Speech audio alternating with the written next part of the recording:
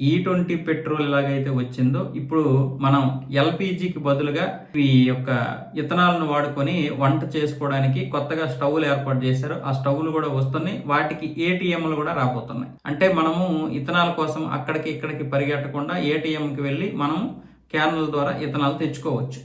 దాన్ని మనం ఈ వంట గ్యాస్‌కి ఉపయోగించుకోవచ్చు. అంటే వంట గ్యాస్‌కి బదులుగా ఉపయోగించుకోవచ్చు. ఇది ఒక సంచలనమైనటువంటి అద్భుతం అని చెప్పొచ్చు. ఏడ్చేవాడు ఏడుస్తాడు, నవ్వేవాడు నవ్వుతాడు, అది వేరే విషయం.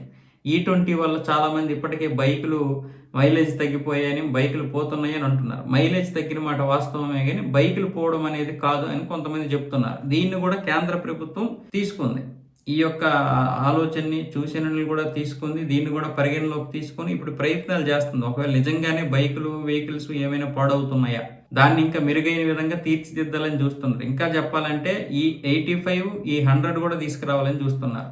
అంటే పూర్తిగా మనము ఇక ఈ చమురు ఏదైతే ఉందో ఈ చమురుని తగ్గించుకోవాలి దిగుమతులు. పూర్తిగా కాకపోయినా ఒక 70-80% తగ్గించుకోగలిగితే మిగతా 20% కంపెనీలకు పవర్ కోసమో, లేకపోతే ఇంక దేనికోసమో, లేకపోతే ఈ గూడ్స్ వెహికల్స్ కోసమో తీసుకొస్తే సరిపోద్ది. మిగతా ఈ తేలికపాటి వెహికల్స్ ఏవైతే ఉన్నాయో బైకులు, కార్లు, అలాగే బస్సులు, ఇలా ఈ ప్యాసింజర్ల కోసం ఉన్నటువంటి ఈ వెహికల్స్ కోసం అయితే వీటిని ఉపయోగిస్తే, E20ని ఉపయోగించడం వల్ల, E85 ఉపయోగించడం వల్ల మనకి దిగుమతులు భారీగా తగ్గిపోతాయి. తద్వారా డాలరు ఎలా బలపడుతుందో బలహీనపడుతుందో మనకు తెలియదు కానీ రూపాయి బలహీనపడకుండా ఉండడానికి అవకాశం ఉంటుంది. అలాగే ఈ డబ్బంతా బయట దేశాలను తోసే కంటే మన ప్రజలు ఈరోజు 1,60,000 కోట్ల రూపాయలు మన ప్రజలు తిన్నారు. ఈ E20 వల్ల దగ్గర దగ్గర 14 లక్షల టన్నుల కార్బన్ డైఆక్సైడ్ విడుదల అవ్వకుండా చేయగలిగారు. దీని గురించి ఎవరు మాట్లాడరు.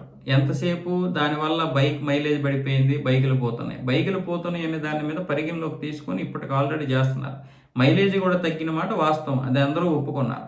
కొంతమంది కొన్ని రకాలు చెప్తున్నారు. కానీ ఈరోజు మన దేశంలో మనం అభివృద్ధి చేసుకున్నటువంటి E20 ద్వారా ఇలా చేస్తే ఇంత తిడుతున్నారు. అదే చైనా పెట్రోల్ మీద ఆధారపడకుండా ఇథనాల్ తయారు చేసుకొని, లేదా ఏదో గ్రీన్ ఎనర్జీని రెడీ చేసుకొని, సిద్ధం చేసుకొని మంచిగా అభివృద్ధి చెందిందంటే మాత్రం ఇప్పటికి పొగిడేసేవాళ్ళు. చైనా లాంటి అద్భుతమైనటువంటి దేశం చూసి మనం నేర్చుకోవాలి అని మనకి మళ్ళీ పాఠాలు చెప్పేవాళ్ళు వీళ్ళే. ఇప్పుడేమొచ్చేసి ఇదే E20 ద్వారా ఇవన్నీ చెడిపోతున్నాయి అని చెప్పి మళ్ళీ మరొక ప్రాపగండా చేస్తున్నారు. ఈరోజు మన రైతుల చేతికి వెళ్ళినటువంటి డబ్బులు గురించి మనం ఎవరైనా మాట్లాడుతున్నారా? లేదు. దిగుమతులు తగ్గాయి కదా, దాని గురించి మాట్లాడుతున్నారా? లేదు. దీనివల్ల పూర్తిగా పెట్రోల్ కనుక తగ్గించగలిగితే అది ఎంత లాభం మనకి. కానీ విదేశీ శక్తులు ఏవో చెప్తున్న విధంగా వాళ్ళేదో ఇచ్చినటువంటి ఫండింగ్కి ఆశపడి ఇక్కడ కొంతమంది అరుస్తున్నారు. వాస్తవంగా చెప్పాలంటే చాలా మంది అరుస్తున్నారు. ఒక విషయంలోనే కాదు, చాలా విషయాల్లో ఇక్కడ విదేశీ శక్తులతో కలిసి ఇక్కడ పనిచేస్తున్నారు. ఎలాగైనా సరే 4వ సారి బీజేపీని అధికారంలోకి రానివ్వకూడదని చెప్పి.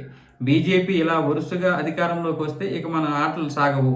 కాకపోతే ఢిల్లీకి వచ్చినటువంటి నిరసనకారులు ఎవరైతే ఉన్నారో వాళ్ళకి కాశ్మీర్తో ఏంటి సంబంధం? రాముల వారి మీద, సీతమ్మ వారి మీద జోకులు వేయాల్సినటువంటి అవసరం ఏముంది? 370 గురించి మాట్లాడాల్సిన అవసరం ఏముంది? ధర్మేంద్ర ప్రధాన్ రాజీనామా చేయాలి. కానీ వాస్తవం ఏంటి? నీట్ పరీక్ష లీక్ వల్ల ఎవడైతే దానికి బాధ్యతగా ఉన్నాడో ఆ వెధవని అరెస్ట్ చేశారు. దానికి సంబంధించినటువంటి న్యాయం చేశారు. ఆయన పని ఏంటి?